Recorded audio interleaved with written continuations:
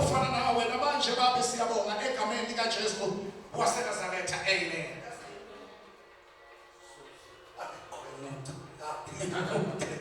Nyamuntu mphathi ngifuna ukuthi sonke senzeni kanje sithathele namakhandlela bazalwane nawo akho khona. Besithe 777 amakhandlela ne abayuze ne2 mawuze ne2 thatha alapho mawuze na1 thathe lapho so thandaza uma ngithi 7 elokusi8 beline purpose. uNkulunkulu maletha umuntu emhlabeni umletha anepurpose. So nami ngigcine umthetho 4 kodwa isiprofiti masiphuma bamngomani thi umoya ake sithole 7 candles 8 ngeliyelo. Abaningi bathi into yelo angiyazi njani. Omunye ngathi prophet andisanda 1 kanti cha angithandi sandawuzi kodwa ngithanda ukuthi uma izinto ziyenzeka sibe nathi singena after iamen le bafowethu sinomphathi wethu ozosifundisa nje so bese siyakhuleka sizwana bazalwane mphathi wami ubaba uyosikhulekela asitshele ngama-light ngathi kusele 2 minutes or 10 minutes afterwards uyosifundisa sizwana after kusifundisa sicela sonke sihlaleni phansi bese siyalalela bese sibuyele ekhalangini. Ipurpose yokukhanyisa kwamakhandlela ukuthi wena ngomani mina mangikhula nanamhla ngisaprofita ngiyaphambili ngakhula ekhandlela uthi izinto sezibheda mawuphela unyaka sasikhanyisa amakhandlela. So lesipoko sami ngisibiza isipoko lesipoko sami sisuka sathi elikhuleni sokuphuma esiporweni manje angeke nabantu balungelwe if wena ungadirect indlela. So si cross over kodwa soba siphathela umphathi wami la osihluphile wasithela ipetrol ngomani angimfakelanga ne100 rand wathela ipetrol wathatha yonke into yakhe wathi ngiyokhuleka nokukhulela cross over nokukhulela uNkulunkulu akubusise akwenze kahle mphathi wami yebo.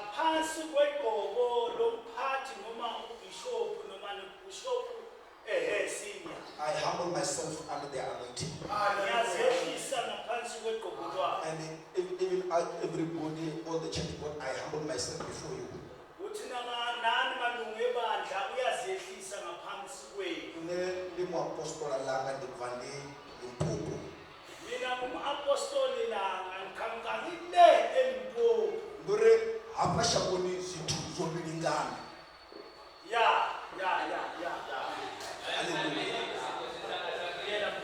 Hallelujah. Nduri arali vhathu vha tshi nga kona u pfesesa tshiṅwe tshithu hafhano shangoni. If bantu namhlanje bangakwazi ukulalela into namhlanje. Professor or a tshi namba uri ndi dengelo. Uthi professor manimema ukuthi nizelana. Ndari ndi khou uya a tshi khou yela kereke ndi khou yela mudzimu. Athi niyaya kodwa niyeni soto ngiyela uNkulunkulu. Ngori a thiri maḓuvhano hu na kereke nnzhi dzine dza fhambana.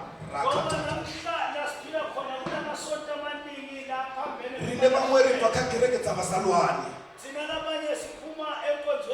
Hedziḽa dza tshikhuwa ni a dzi ḓivha. Mara ndari ndi tshi rengwa kha apostola ndari ndi yaḓa.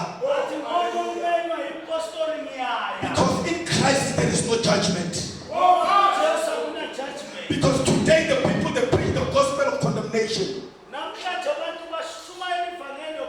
But in a nutshell, let me tell you something, Bazalwane. You see, when you are carrying these candles,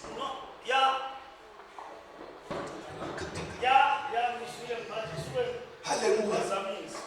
When we are, I want to move very fast. We want to let the candle down. Yes.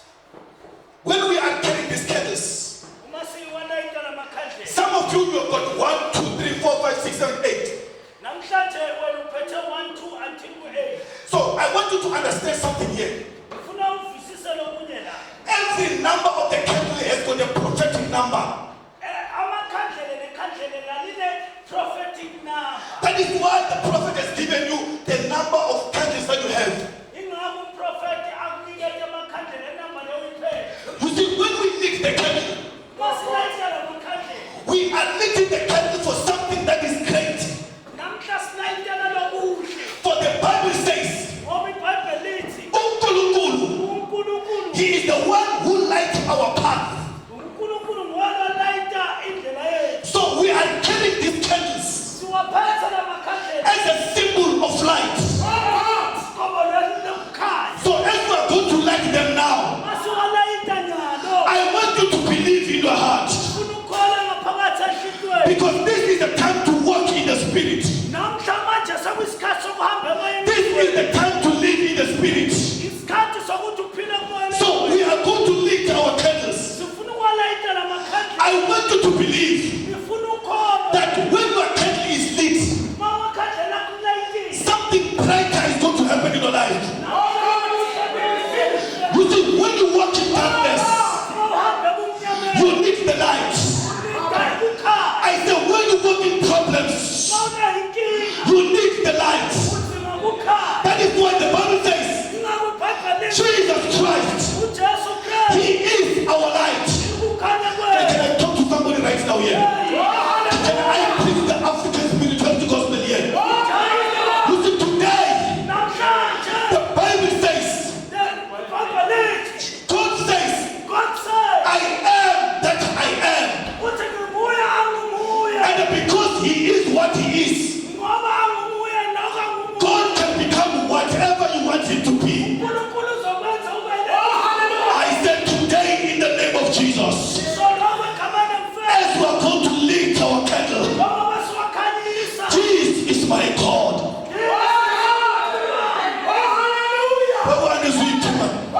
I said this is my God. Can we have the match now? Can we have the match now? Can we have the match now quickly? Start with the Sizokanisa from here. All of us, let us begin to move every single song.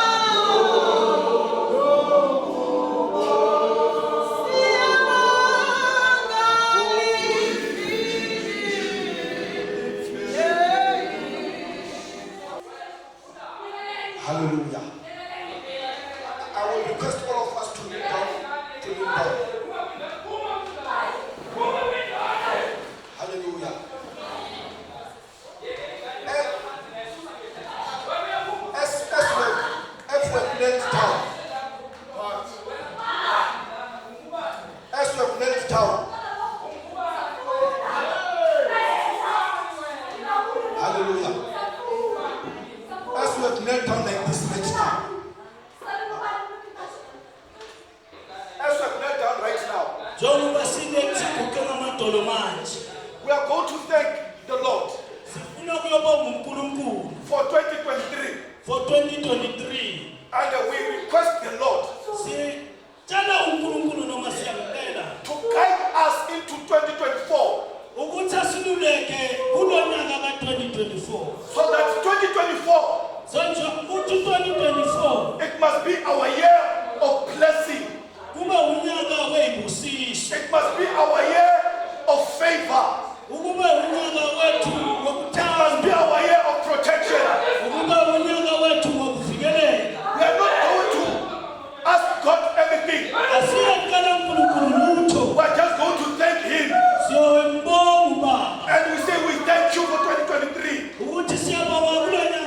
And we thank you for 2024. We were supposed to be dead. And some were dead or are dead. But we are alive today because of the Lord. Can we begin to pray for a minute right now?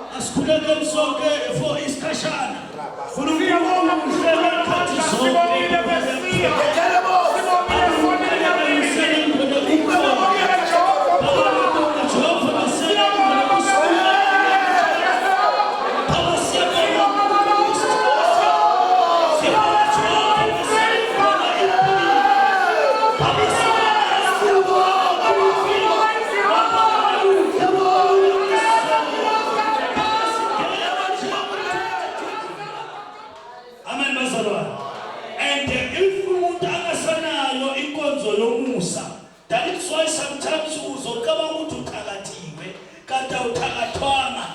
problem kunento kahle inkonzo yomusa ayikho umuntu angasebenza ahole kodwa mana angayiboni hayi ngoba uloyiwe but because uphelele umusa uyisebenzisa ngabheki ukuthi uyenza sezona bazalwa. It's not about witchcraft yonke into hey bamloyile ukuphumelela komuntu kusakuthanini alalele amafundiso bese uyatshintsha iproblem masihlele garage sikhonza asiphumeleli mphathi ngoba thina uNkulunkulu usifavor ngoba usikhethile asiphumeleli ngoba sasikakhulu ngomani but iproblem ukuthi sinenkonzo yani yomusa yokuphelezela isimo nesimo. Amen basaba athi omunye kanti ukhuleni why uphumelela nithi ndoda omnyangeni noma ekukhulekeleni abantu ngiqale 1994 so akusi-easy angidumanga izolo kodwa ngenze njani ngihambe throughout yonke leminyaka ngingazeki until ngenza njani ngazeka manje kodwa omunye umuntu ufuna kuba udoktor namhlanje angakaqala ukupractice sofuna kuba nezijana ekhona kande. Amen bazalwa sasiphila ngokuthi angeke angidlule mina ngoma ngizoyenza ukudlula yena. Amen bazalwa ukuze singaphumelelisi siyazibopha thina mampishophu uthi mina ngiyisupply supplier wena uya receive masobona ni supplier uthi hafa nakuthodira tsotsotsho ke tlo supply ke be ke rekishi. Amen bazalwa asiphumelelisi ngenhliziyo zethu ngoba sigreed if uphethele kandlela ugreed ngeke vele uphumelele kodwa umuntu oliphethele tsangele kandlela athi ngicross over ukuyophumelela ngempela isifiso nesifiso uNkulunkulu engimthandazayo mina uyokwenzeka.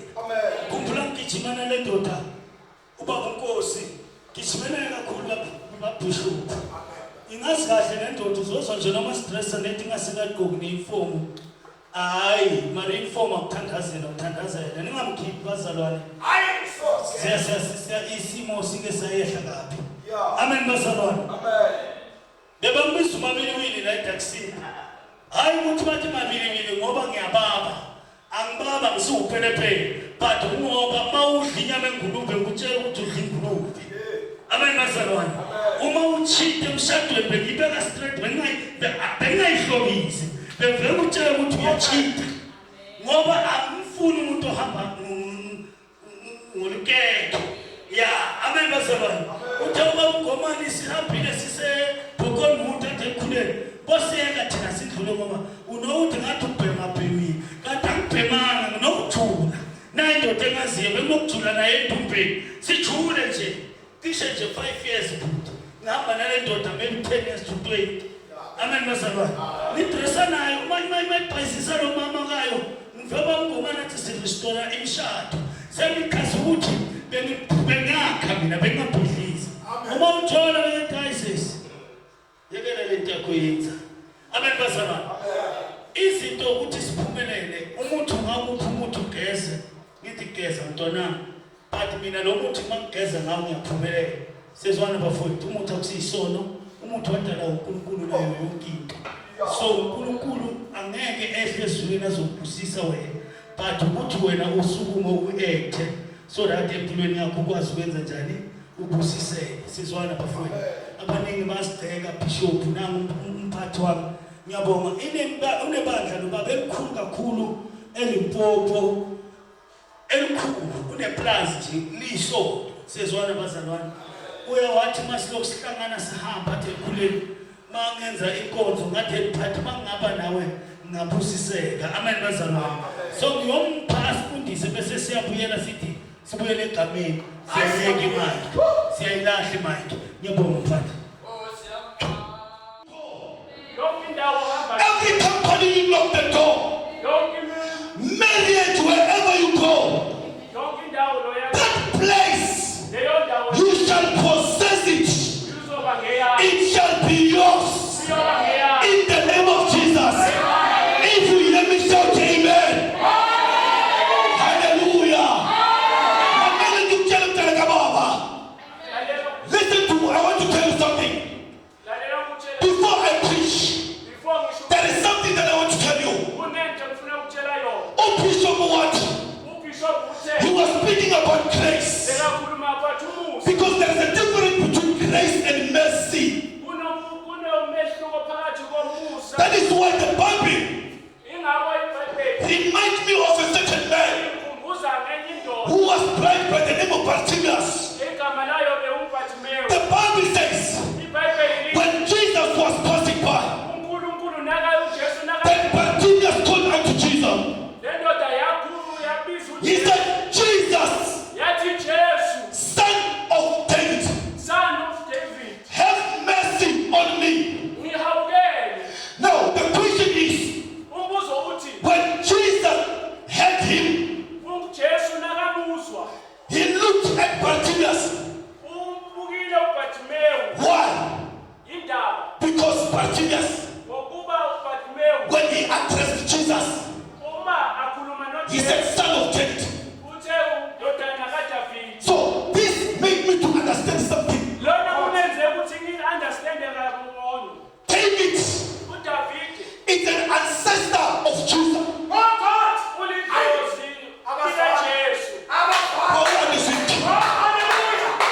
The reason why Jesus turned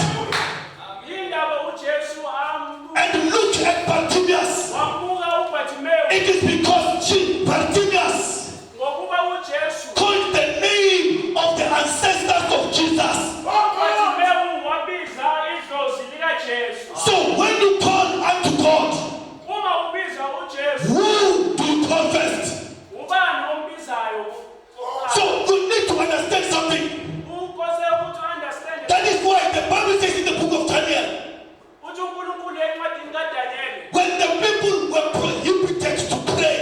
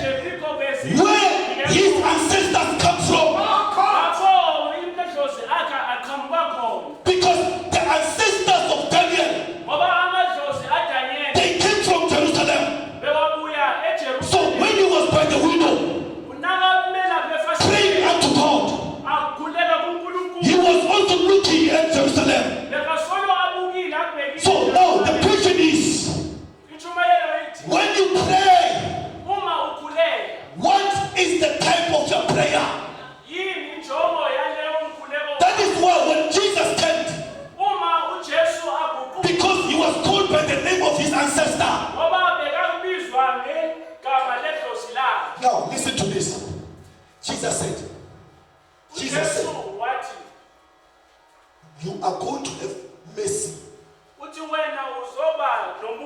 when you call Jesus in the name of his ancestor.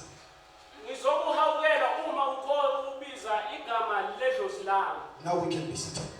I want to preach. I was just cutting. If when I preach, I carry my gun. Hallelujah. Amen. I carry my AK-47. Don't run away. Because nowadays there are too much photos, they can come and hit us here. When I preach, I carry my gun.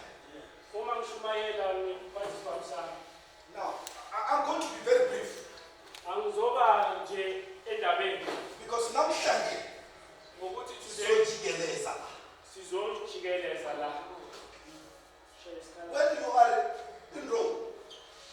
you are in Rome, Rome is a country. You must do what the Romans do. Hallelujah. Is there anyone who's reading a Bible? I want us to read one verse. Because the Bible is the word of God. Bazalwane, as we preach, I want you to respond by saying a big amen. Because by that time when you do that, you are receiving something from God. Because the Bible says God is a spirit. And all our blessings are in the spirit. So the moment we say amen, we are saying yes to that. You are talking to us. Hallelujah. Let's read Joel chapter number 2. I've taken another direction now. You will hear. Don't worry. Joel chapter number 2.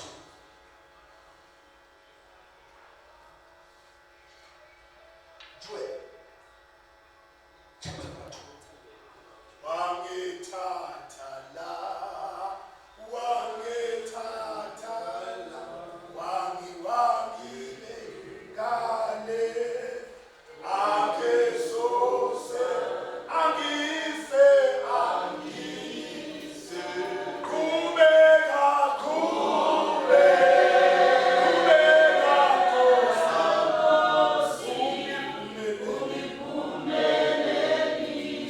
Joel chapter number 2.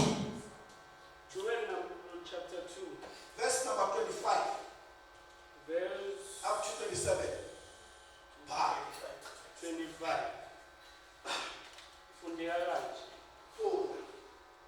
And I will restore to you the years that the locust had eaten, the cankerworms and the caterpillar and the palmworms, my great army which I send amongst you. And you shall eat in plenty and be satisfied, and praise the name of the Lord your God that had dealt wondrously with you. And my people shall never be ashamed. 27. And you shall know that I am in the midst of Israel, and that I am the Lord your God, and none else. And my people shall never be ashamed. 28. Only 27. Hallelujah. Amen.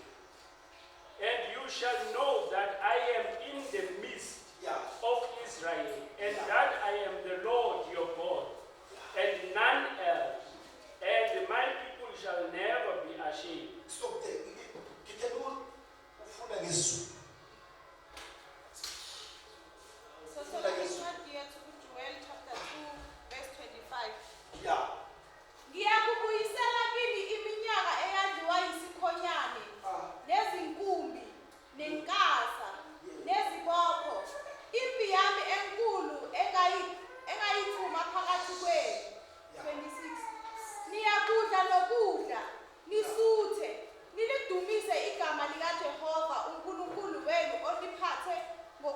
okumangalisayo.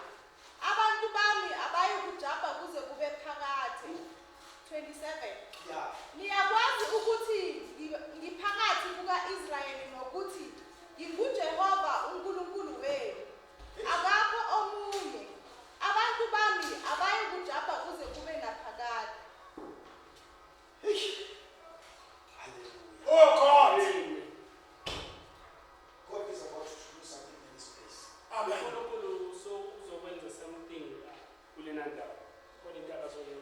Bishop, I honor your anointing. Amen. Amen. I love you so much. Amen. You are a humble man. Amen. I speak tonight under the apostolic office. Amen. That the Lord will elevate you. Amen. And there is no one who will stop you. Amen. You will move like a tsunami. Amen. And I declare tonight in the name of Jesus. Oh God. That every desire that you seek and need, you shall get it in the name of Jesus. Every door that you knock, doors shall be opened. When you seek, you shall find. That says the Lord.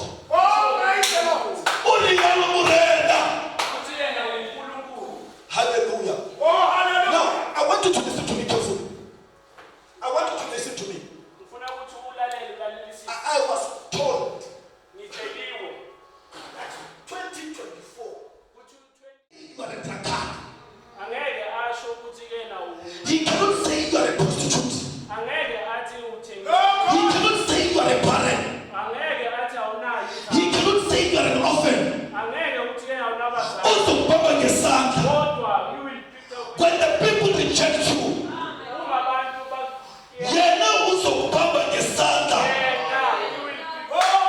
that is what the Bible says.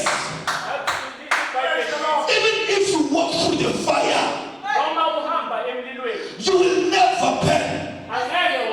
Even if you can walk on top of snakes, they will never do you any harm. Even if you walk on the water, you will never be drowned. Because He is with you. I prophesy today in the name of Jesus. He shall never leave you nor forsake you. He shall lift you up. He shall take you to a place of your destiny.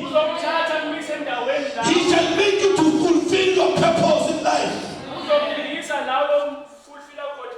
Hallelujah. Now, 2024 is a year of restoration. Now, I begin to ask myself a question. God, why restoration? I have come to talk to somebody tonight. There is power in restoration. I say there is power in restoration. You see, when we talk about restoration, we're talking about something that many people do not understand. Because when you talk about restoration, we talk about renewal. We talk about the rebirth. We talk about the revival. We're talking about resurrection. That is what restoration is all about.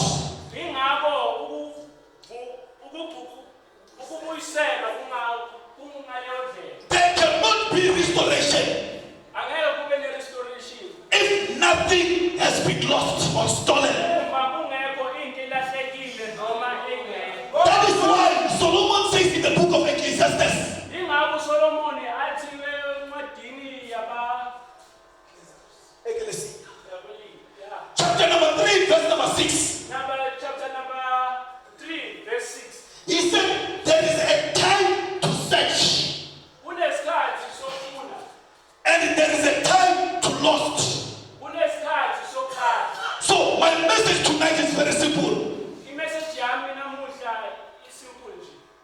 There is a time for something new in your life. I said there is a time for something new in your life.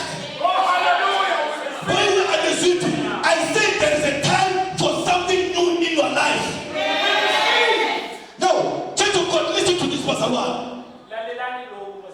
You see, when Joel was speaking in the book of Joel, chapter number 2, he was talking about locusts. Because when you talk about locusts, it reminds me about what God says in the book of Exodus, chapter number 3.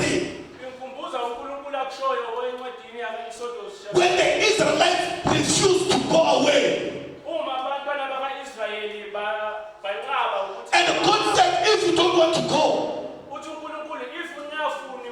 I will send the locust in your life.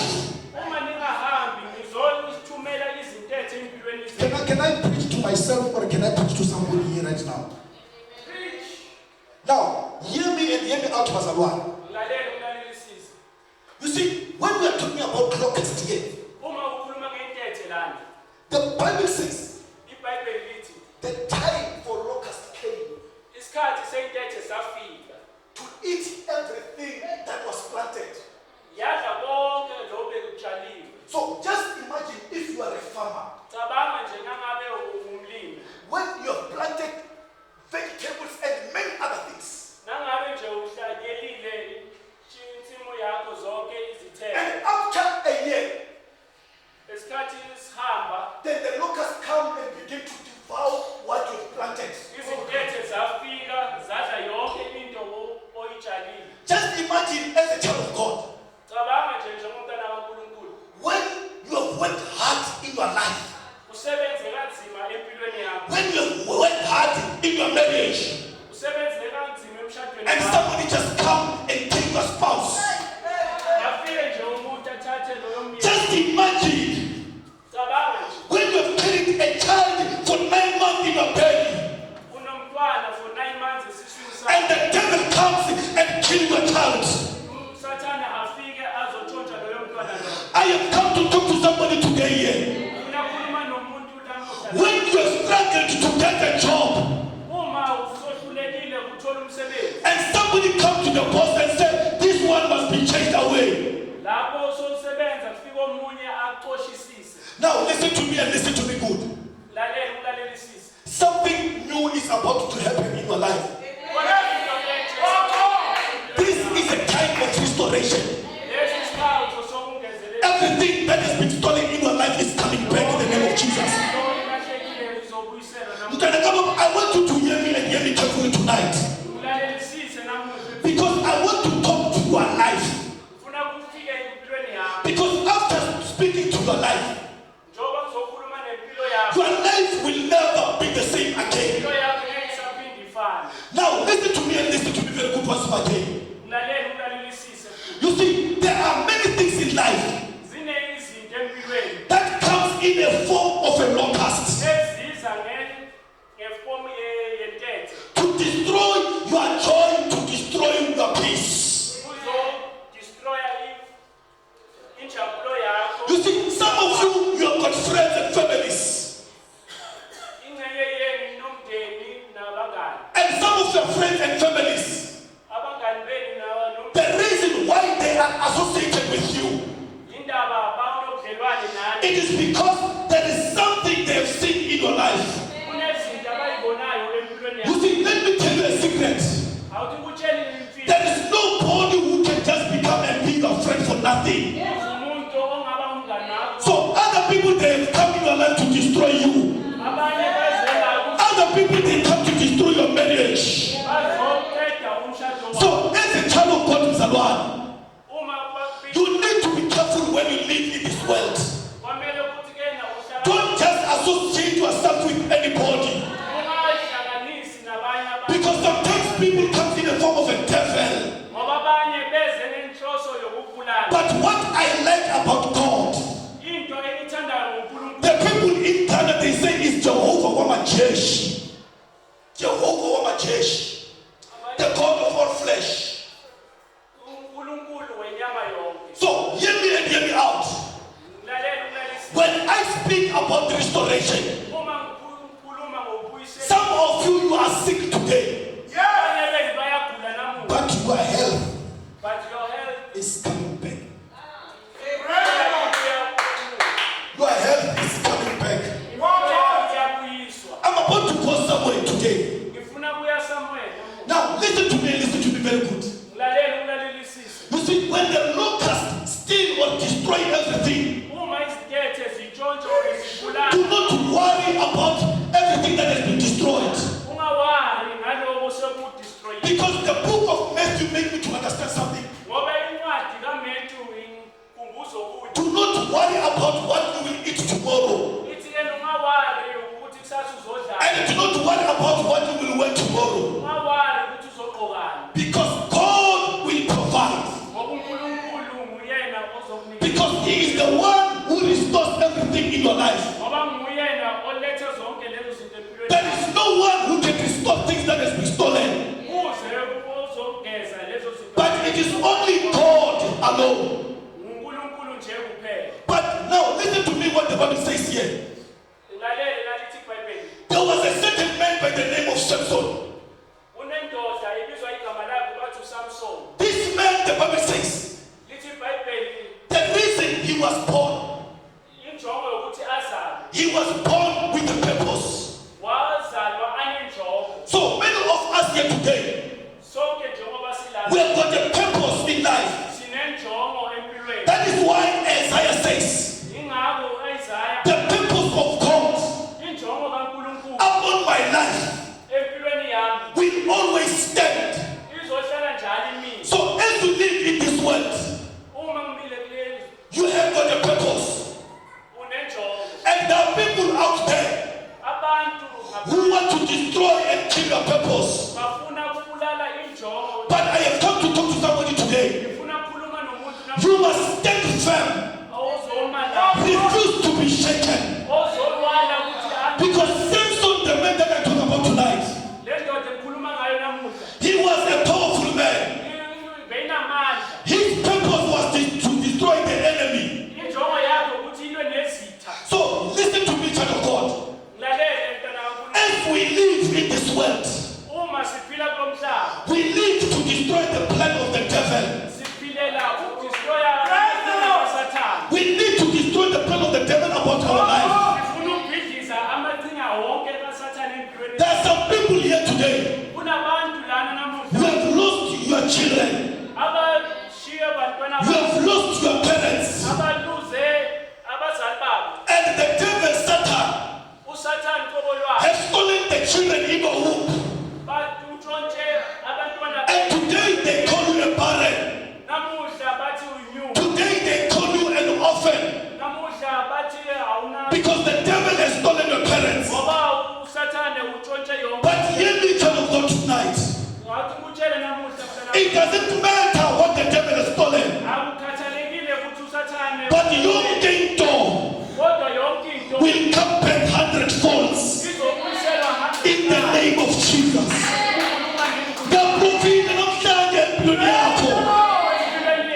I don't care the life that you're living. I'm not here to judge anyone. It is only God who judges. Whether you are a prostitute, I don't care. Whether you are a drunkard, I don't care. But my problem with the devil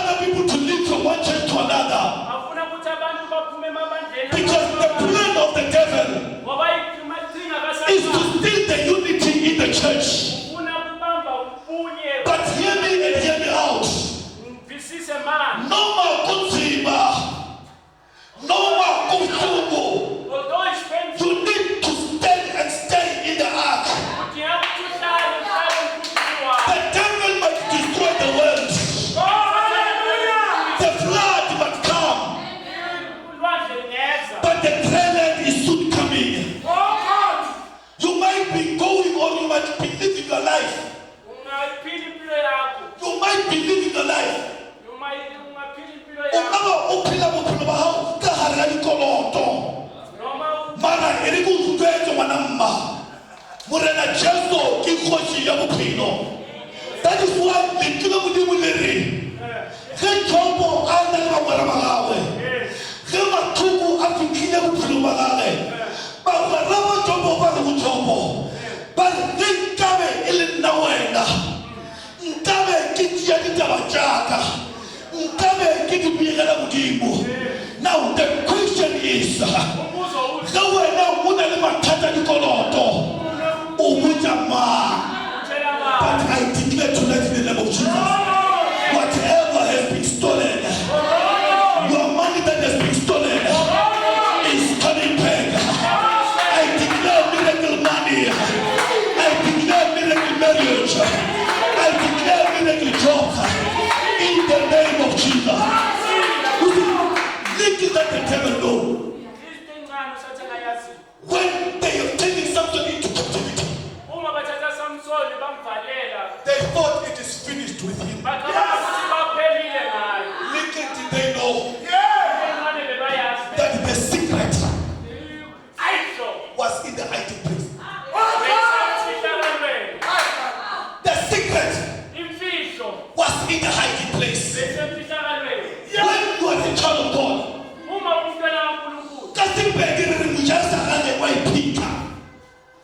the secret is in the hiding place. You need to have your own secret room to be able to communicate with God and your ancestors. Because let me tell you something. You see, many people who just go by the street praying and busy preaching there, the devil, their father, has already paid them. So you need to have your own secret room. When they laugh at you, they say it is finished with you. They say it is finished with the children. They say it is finished with the husband. They say it is finished with the parents. Little do they know that you have got a secret room. You see, sometimes the enemies will help you to push you to the place of miracle, to a place of restoration. You see, when you see yourself in the Koloto, don't always blame the witches. Don't always blame the witches. They took the eyes of Samson. Many of you here, you have got eyes, but you don't see the help that is closer to you. Listen to me and listen to me very good. You are looking far, but closer to you. There is help. You have got eyes, but you don't see. You know what is your problem?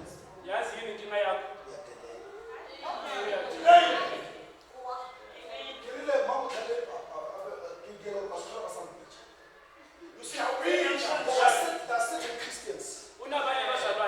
They've got the spirit of familiarity.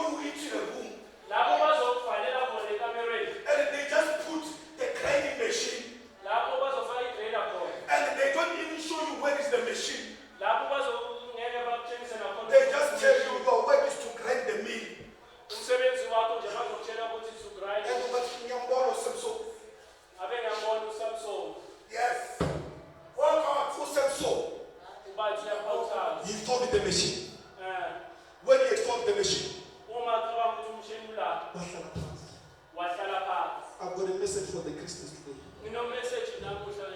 You see, when you are a child of God, when things are not well in your life, sit down and begin to think how God can help. When Samson was in the temple, the enemy did not know that the secret was on the head. That is why the Bible says, when he was busy grinding the mill, the enemy forgot him. Let me tell you something, Ntalakaba.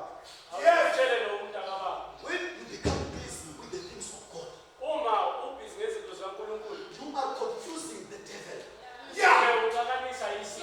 The devil will forget about you. He will think he's done and it's over with you. Until he does not know that the moment you are busy feeding the orphans, feeding the widow, your hair are growing. Your hair are growing. Because let me tell you something. Restoration comes in a different way. You see, to some people, restoration they wait for it. But to some people, restoration comes when they are seated. Because you know the enemy, the Philistines, they didn't know that when Samson was in the grinding mill, the hair was growing. And the reason why the hair grows is because God wants to fight the battle.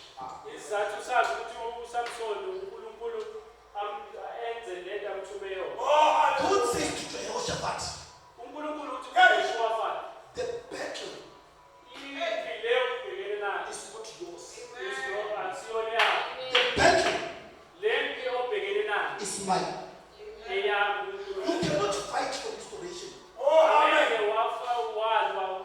Because restoration is a synonym of jubilee. Restoration is a synonym of jubilee. Jubilee means freedom.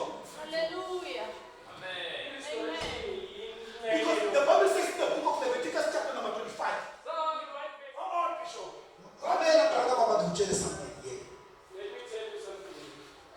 Something new is about to happen. Because remember this. When something is stolen from you, when something is taken away from you, it means something new will come. But now, in the coming of something new, the Bible says in the book of 2 Corinthians chapter number 7, those that are in Christ Jesus shall become new creatures. All things shall pass away, and new things will come. Many of us, before we come to church, we were stinking. People regard us as useless. But the moment we come before Christ, all the things that were stolen, they came back to us. Yeah, hear me and hear me out. They took out the eyes of Samson. They did not know that they were planting spiritual eyes in him. As a child of God today, the spiritual eyes must be opened.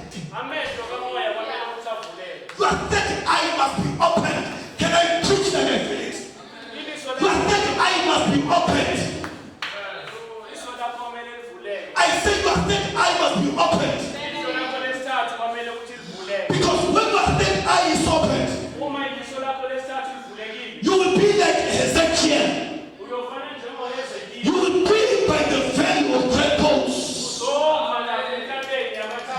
And you shall declare and prophesy unto the great bones. And great bones shall live again. That is why the devil didn't know. When they killed Jesus Christ, they thought it was over with him. That help is on the way. The prophet and I'm standing to somebody's step today. I said help is coming. There is restoration in your life. The things are coming back. Your eyesight is coming back. Your dignity is coming back. Your mind is coming back. In the name of Jesus. Those who rejected you, those who left you, the men who left you with children. I said the men who left you with children. Actually, they left you with 3 children. Another one, he left you with 1.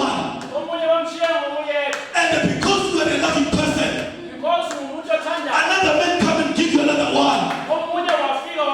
And because they were making you stupid, and he left you with a child, another one come the third one. Because you are a person with a good heart, and you begin to laugh, and one nigga and then he left. But tonight, as I push to you, your kingdom that they've stolen in the spirit about the life is coming back. All those men, you don't waste your time. Okay, you better come and distract for maintenance. No. Muzalani Tanaza. Unkulunkulu. Uzoenda kuti lava abantu. Bakuta lamatolo basekuwe. But sorry. And I'm sorry. Things are coming back. Greater things are coming back. Not just ordinary things. And when things come back in your life, ubuye mkhulu uthi uzokuthatha ukubeka la ukususa lo wokuyisa le bazothi bakupheka nje bazothi kanjani kanti abayazi ukuthi uqhubeka namandla. Can I preach to somebody right now? Because abantu bathi uSamson mususeni lo muntu lo. Because we want to marry, we want to be happy. Like today, people are busy. But we want to see him dirty. Because we are drunk. Kanti abayazi amandla that he had was to bring restoration. I prophesy today in the name of Jesus. You will begin to kill your enemies one by one. I am not a Christian. I am not a Christian. When you beat me by this side, you shake and get by the tether. One of the short. Because the enemy, when he wants to kill you, after 7 days, I say, but today, if they want to be to die, if they want you to die, you will never die in the name of Jesus. You will never suffer in the name of Jesus. Because the Bible says in the book of Revelation, it's the time is coming where I will wipe tears upon the face, where there shall be no more pain. You shall be no more a laughing stock.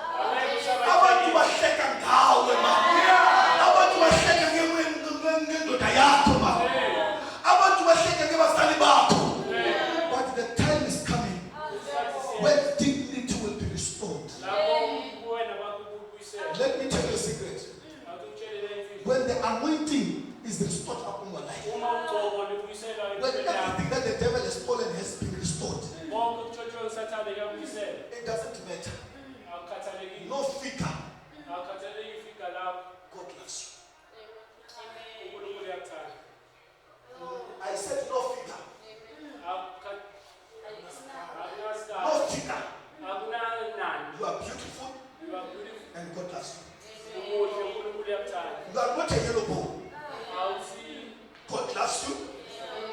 And you are beautiful. You have got a big nose. You are black like me. God loves you. And you are beautiful. Because when things are restored in you, you walk in glory. Let us stand over it.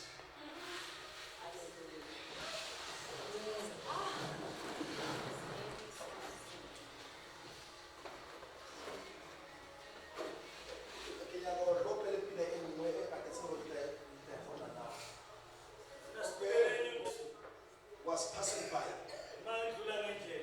when Bartimaeus called him, Son of David, have mercy on me. Jesus said, I want to show you something. Now, hear me and hear me out. What is it that Bartimaeus was saying?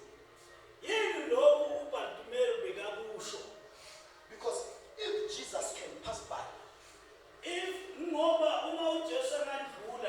without restoring the sight, there will be a problem. Bartimaeus wanted the restoration of eyes.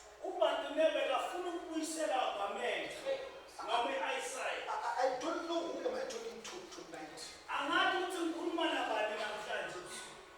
Each person here, you've got your own different case.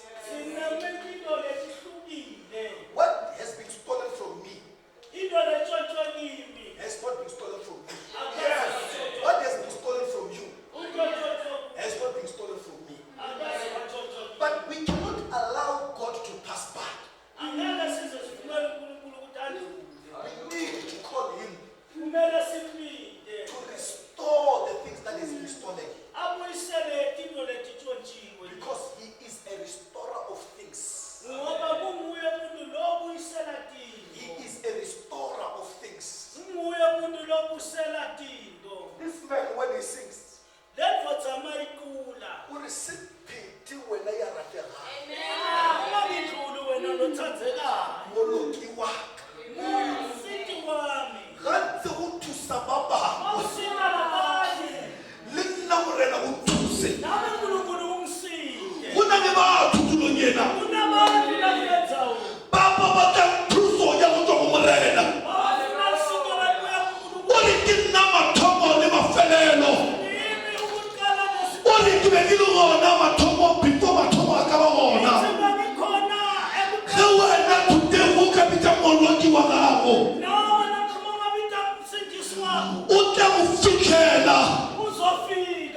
let me tell you something. The time for Abraham and Isaac is over.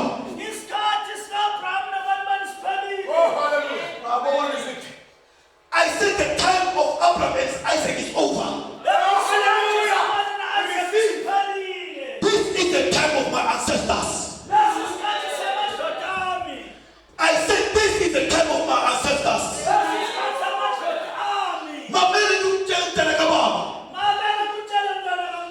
When your ancestors and God are connected,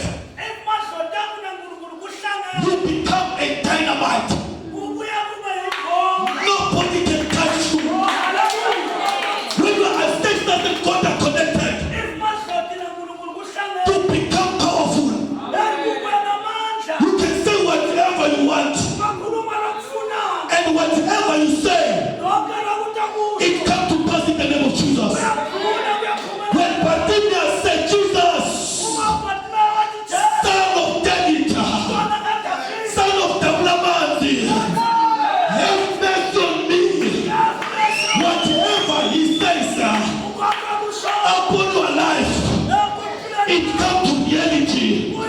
It comes to pass. In the name of Jesus. Oh God, my God will go.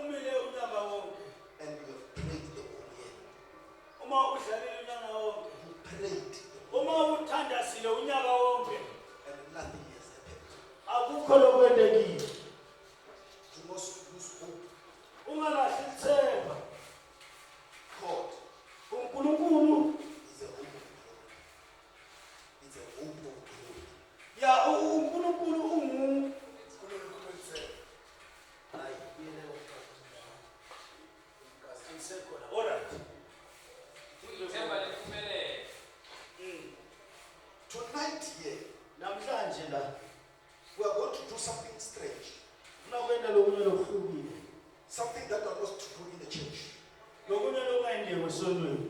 Because 2024, it's a year of miraculous restoration.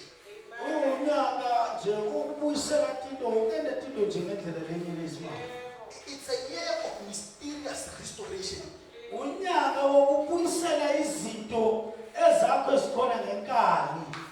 They will be surprised. What happened? But if you can be patient, because the Bible says in the book of Matthew chapter number 11,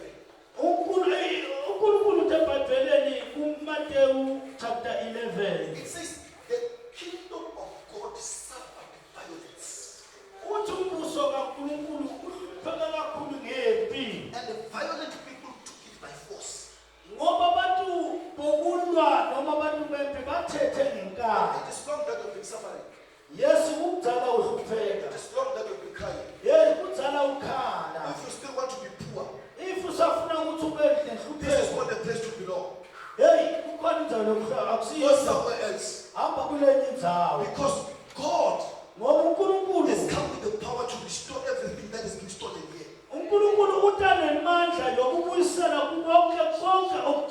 Listen to me, child of God. Every person here, you've got the power. You have been given the power to do whatever you want to do. That is why the Bible says, God knew you before you were born.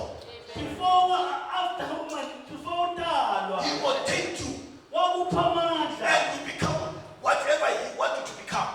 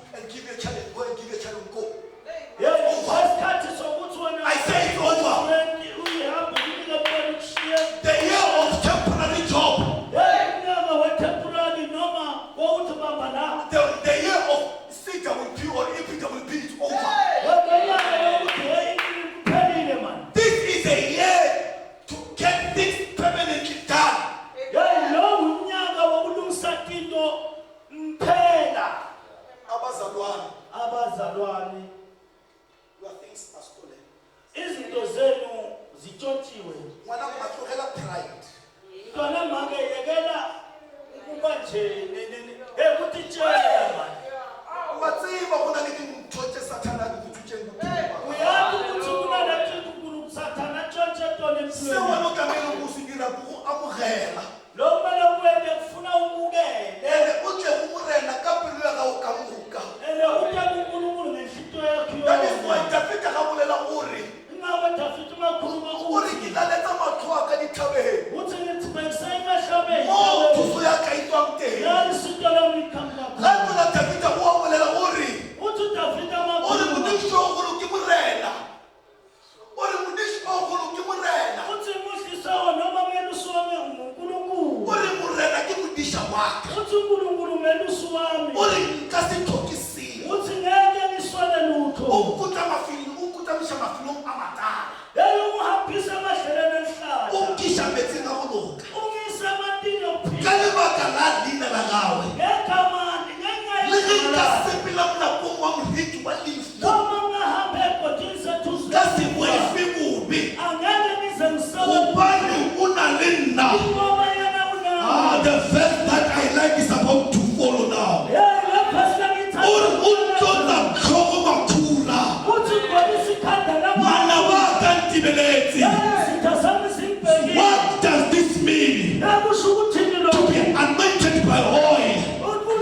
It means he's restoring back your dignity. Whenever to Kara village.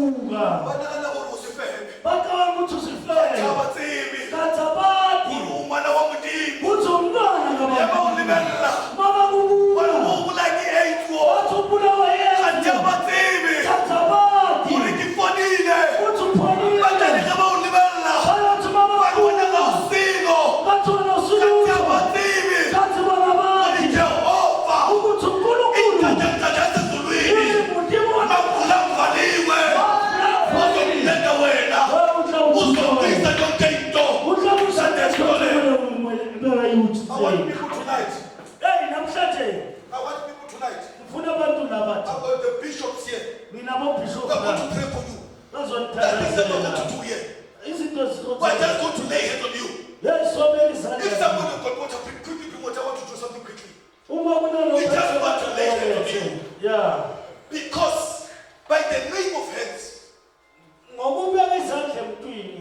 things will be restored. We want to pray for people here. We want to pray for people. Believe me, something will happen.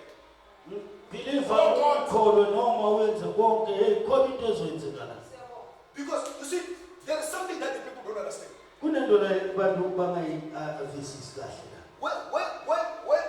go to church, or where I am the pastor, I used to tell the people, I said to the people, when I am in the spirit, I tell them,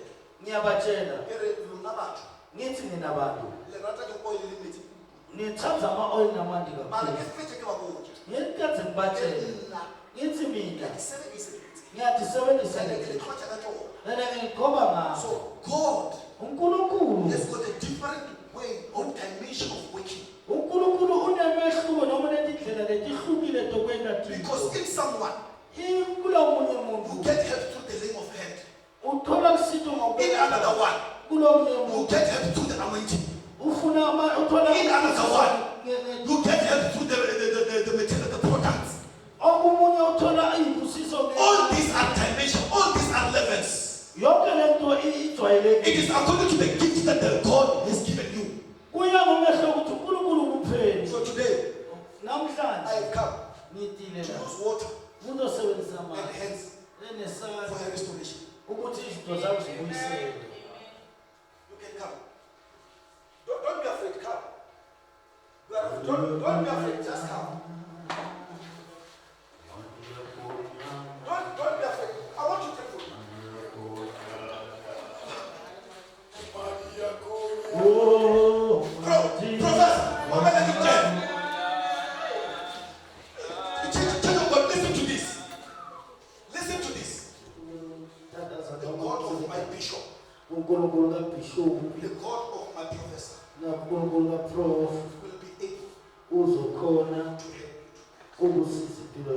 Hallelujah.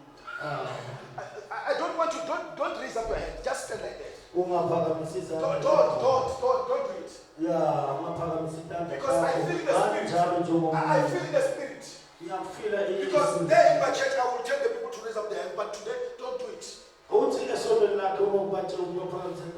If you want to get close your eyes, if you don't want to close, you can open your eyes. There's no problem. Because the most important thing is inside of you here.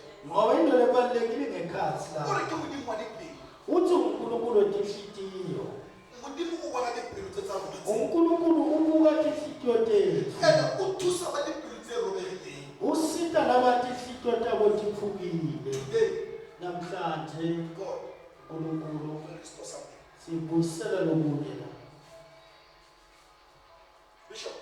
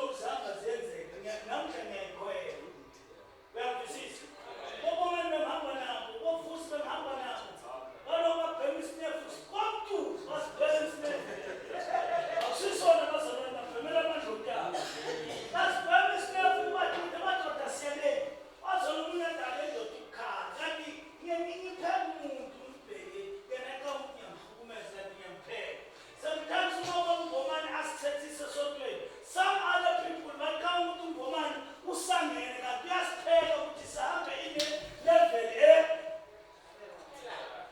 sibe la yena akhona khona omunye umuntu umamthathisa ukuthi yo hayi enhlambina nalapho esontweni namsana angazi ukuthi ulaya bani ulaya ngumani uzilaya because ungomane wasabhuda kuNkulunkulu sezwana bazalwane kwanomuntu omkhulu bekakhuluma ngayo la athi isono uyayeka la ungene la usuke la ungene la